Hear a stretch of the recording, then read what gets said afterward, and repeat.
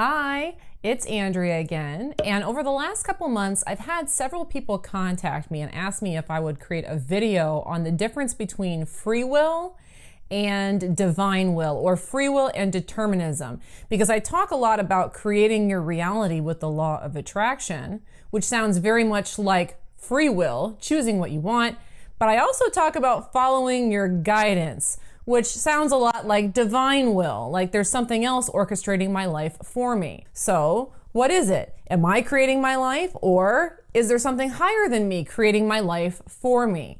And so this is a very big question, but as always, I'm going to try to answer it for you quickly and with as much clarity as I can.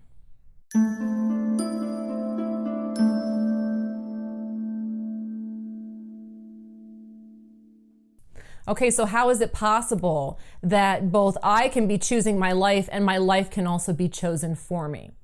This is the way that I look at it, all right? If I look at myself as the free will, I have options. I always have choices, and this is how your life is too.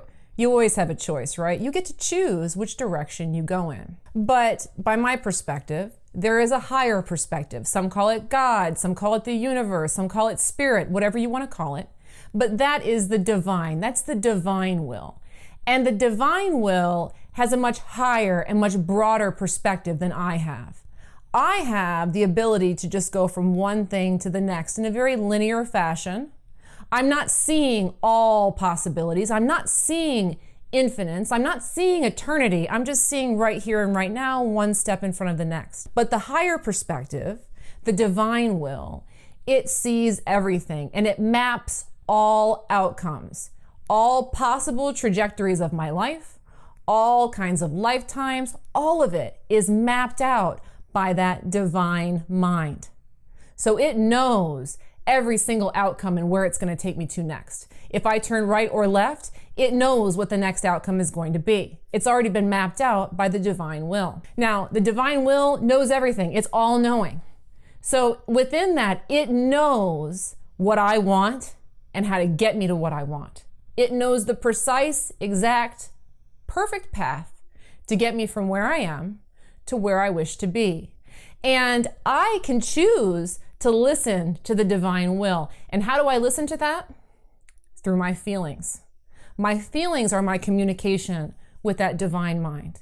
When I'm feeling good, when I'm feeling called to something, moment by moment by moment, that is me listening to the divine will and allowing it to steer me precisely where I want to go. But I always have the free will to choose otherwise. So even though this might be calling me, I can always go this way. And when I do that, I don't feel so good and I don't get to the path that I want to be at.